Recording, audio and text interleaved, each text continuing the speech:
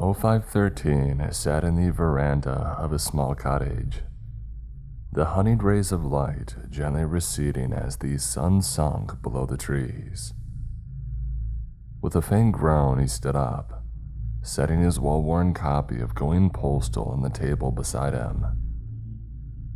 The sturdy oak door swung open softly as he stepped inside, the coat stand wobbling as a breeze swept through the door. Walking past the cooker, he chuckled. He hadn't needed that since he had entered, but it was a nice detail nevertheless. A Skippy, play hometown smile. Saying please wouldn't go amiss. Despite all these years stuck with this dullard, you haven't lost your snark, eh? Given you had a choice for my personality, I do believe this is wholly your fault, Tom. A slow whirring filled the air as his computer booted up. It sounded weird, but over the years the sound had become comforting to him. Just another piece of noise to calm the whirling storm inside his head. That says, oh, everything will one day be alright. The login screen finally loaded. A bright green meadow background with dewdrops sparkling in the sun. Rainbows of refracted light soaring across the open fields. A young and happy couple took front stage, grinning ear to ear with a badge each in their hands. A reminder of what he gave up. 'Cause all these empty faces, they got nothing on yours. Password, Dr. Amelia Ark, 2007. And I'll do anything just to keep you by my side. The Foundation emblem slowly rotated as the desktop loaded. A sparse screen only bearing a few icons, silhouetted against a background of a world carried by 4 elephants on the back of a turtle. As he went to open a browser, a small notification appeared in the bottom left. Access SkipNet email. One new email. To 0513 from 051. Subject, 1 p.m. ethics meeting. Hey 13, we have another ethics vote that seems like it may be close. I know you like to be included in this kind of stuff. Starts in an hour. Ciao. 051. 13 smiled. He was glad the ethics committee was doing better these days. It had been a prolonged uphill climb for certainty. Do you want me to set an alarm for the meeting? Yeah, it sounds good. I may have to doze off in the meantime. Think the artificial heat tired me out. Very well. Oh, Skippy. Please, could you play my sleep mix as well? Roger that. Playing Ruth B., Lost Boy now. There was a time when I was alone. Nowhere to go and no place to call home.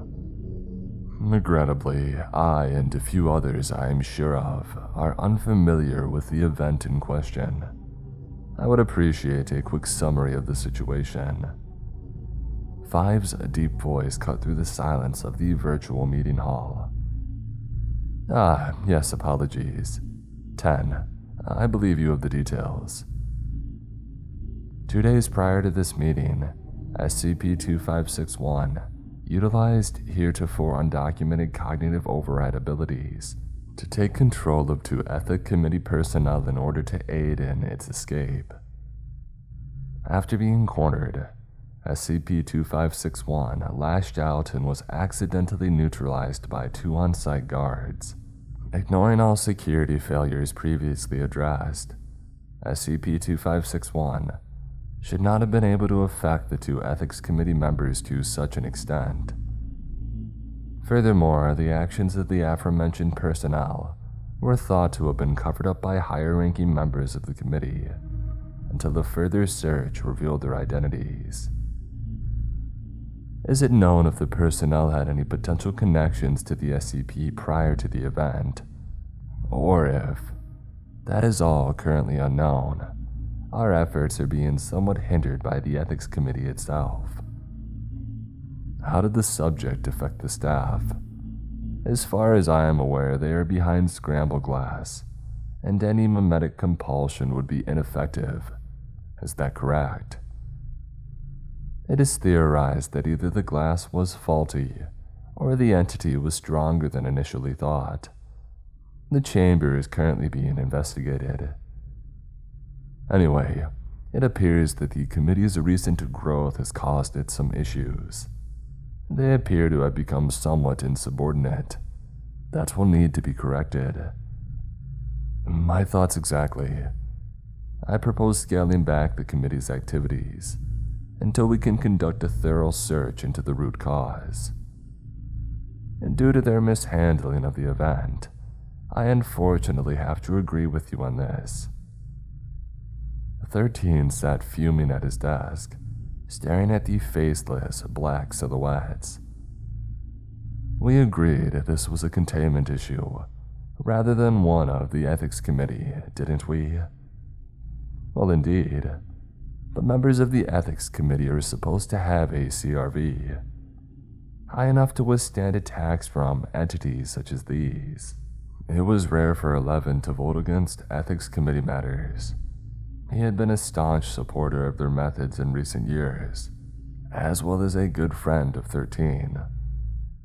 Something big must have happened to swing his vote. May I suggest merely reducing Ethics Committee involvement with known mind-affecting anomalies? Their complete removal of power seems like it could cause larger issues elsewhere in regards to containment. If this involvement is affecting the research and containment efforts of other anomalies, I do have to agree with 2. Whether or not it was mind-affecting, the Ethics Committee will still have failed their duties. I see no issues with 8's proposal, although I would recommend a CRV check of all current ethics personnel. Roger that. Alright. If we are all in agreement, then I shall start the vote for the reduction of Ethics Committee interference with known mind-affecting anomalies, decrease in overall committee interaction with anomalies under study, and a CRV check of all current committee personnel. After a few minutes of voting, 2 messages had popped up in the side chat. Vote passed. 10 for versus 3 against. Thank you for your time today. I will be in contact soon regarding these specifics. The blank avatars blinked out of existence, leaving only 2. You wanted to say something, 13. You keep tightening the noose on the anomalies. One sooner or later, that rope will snap. It depends what breaks first. I'm confident in our containment engineers. Anything being pushed to its limits will snap. The quality of containment won't matter at that point.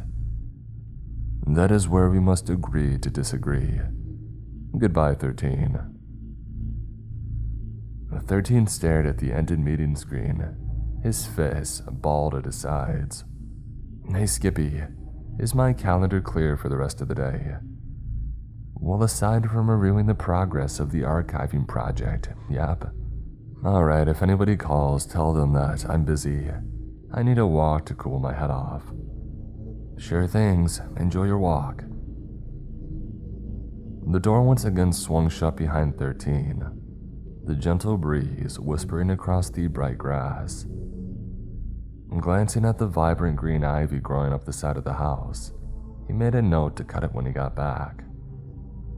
Shading his eyes against the sun, he glanced along the path, the solitary blue door standing at the end. Strolling along the cobbled path, he made a mental note to contact Samuel about some recent disturbing discoveries about SCP-5977's past. Reaching the door, he opened it slowly. The inside a plain white square bearing the text, "Please wait." As he entered the featureless room, a voice rang out, echoing against the plain walls. Welcome to Oneroy West. Please state your desired destination. Paris, France. Connection being established. Please hold. Thank you for your patience. There is a pause, the oppressive silence filling the room before the voice once again spoke. Connection approved. Welcome. We hope that you enjoy your stay.